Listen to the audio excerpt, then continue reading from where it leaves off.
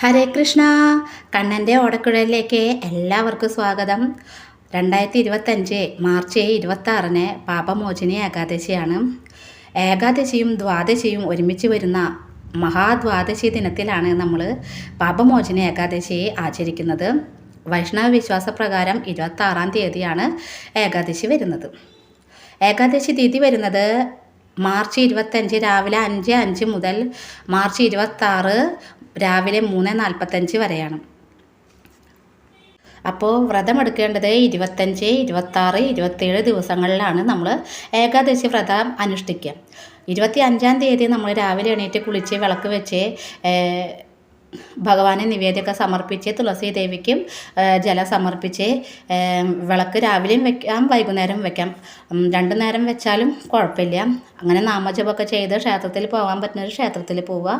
പിന്നെ അന്നത്തെ ഭക്ഷണം എന്ന് പറയുമ്പോൾ ഒരു നേരമാണ് അരിയാഹാരം കഴിക്കുക. ബാക്കിയുള്ള 2 നേരം ലഘുഭക്ഷണങ്ങളാണ് കഴിക്കുക. ഒന്നുകിൽ പാലും പഴവും കഴിക്കുക, അല്ലാച്ചെങ്കിൽ ഗോതമ്പ്, റവ ഇതൊക്കെ ഉപയോഗിക്കാം. ഇതുപോലെ തന്നെ വൈകുന്നേരവും നമ്മൾ ദേഹശുദ്ധി വരുത്തി ഭഗവാന് വേണ്ട നിവേദ്യം വിളക്കൊക്കെ വെച്ച് നിവേദ്യമൊക്കെ സമർപ്പിച്ച് തുളസി ദേവിക്ക് വിളക്ക് വെച്ച് നാമജപം ചെയ്യണം. അതുപോലെ ഇനി 26-ാം തീയതി ഏകാദശി ദിനത്തിൽ നമ്മൾ ബ്രാഹ്മമുഹൂർത്തത്തിൽ എണീറ്റ് കുളിച്ച് ഭഗവാന് വിളക്ക് വെച്ച് നമ്മൾ ഇന്ന് ഏകാദശി എടുക്കാൻ പോവുകയാണ്. ഭഗവാനെ നമ്മളെന്ത് കഴിച്ചിട്ടാണോ ഏകാദശി എടുക്കുന്നത് അത് ഭഗവാനോട് സങ്കല്പം എടുക്കുക.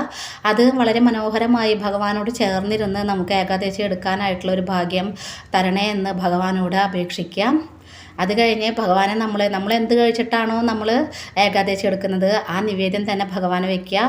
നമ്മൾ കഴിക്കുന്നുണ്ട് വെച്ചെങ്കിൽ ആ നിവേദ്യം നമ്മൾ കഴിക്കുക. പിന്നെ നാമജപം ചെയ്യുക, ക്ഷേത്രത്തിൽ പോവുക, വഴിപാടുകളൊക്കെ ചെയ്യാം. അതുപോലെ തന്നെ സന്ധ്യയ്ക്കും നമ്മൾ വിളക്ക് വെച്ച് നാമജപം ചെയ്യുക. അതുപോലെ തന്നെ തുളസി ദേവിക്ക് അന്നത്തെ ദിവസം വെള്ളം ഒഴിക്കാൻ പാടില്ല.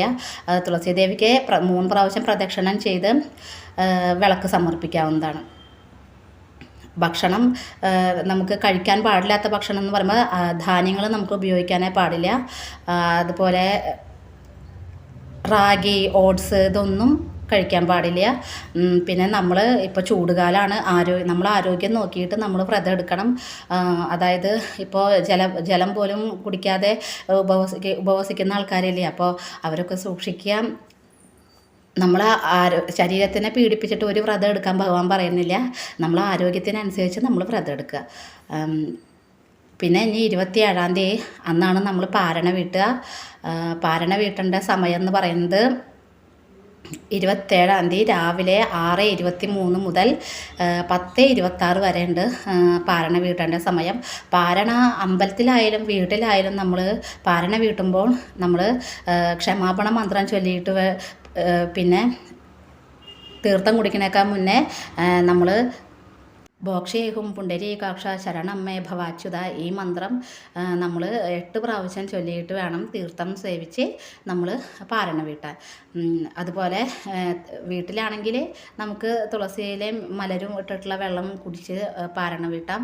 അമ്പലത്തിലാണെങ്കിൽ തിരുമേനിക്ക് എന്തെങ്കിലും ദക്ഷിണ കൊടുത്ത് നമ്മുടെ പുണ്യാഹം കുടിച്ച് പാരണ വീട്ടാവുന്നതാണ്.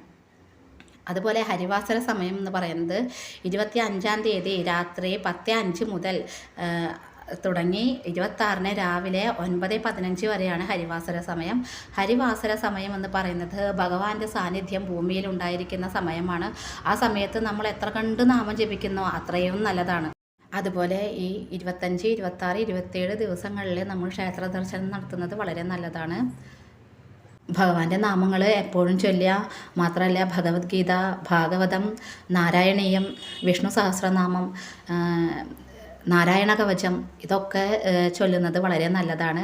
എപ്പോഴും ഭഗവാന്റെ ഒരു നാമം നമ്മളുടെ ഏകാദശി ദിനത്തിൽ മാത്രമല്ല എപ്പോഴും നമ്മളത് ശീലിക്കുകയാണെങ്കിൽ നമ്മൾക്ക് മാനസികമായി ഒരുപാട് ഉയരാനും ശാരീരിക അസ്വസ്ഥതകളൊക്കെ മാറാനും ഒക്കെ ഭഗവാൻ നമ്മളെ അനുഗ്രഹിക്കും. പാരണ വീട്ടുന്ന അന്നും നമ്മൾ ഒരു നേരമാണ് അരിയാഹാരം കഴിക്കാൻ പാടുള്ളൂ. അതുപോലെ ബാക്കി 2 നേരവും നമുക്ക് ലഘുഭക്ഷണങ്ങൾ എന്തെങ്കിലും കഴിക്കാം. അതുപോലെ ബ്രഹ്മചര്യം നമ്മൾ ഈ 3 ദിവസം പാലിക്കണം ബ്രഹ്മചര്യം.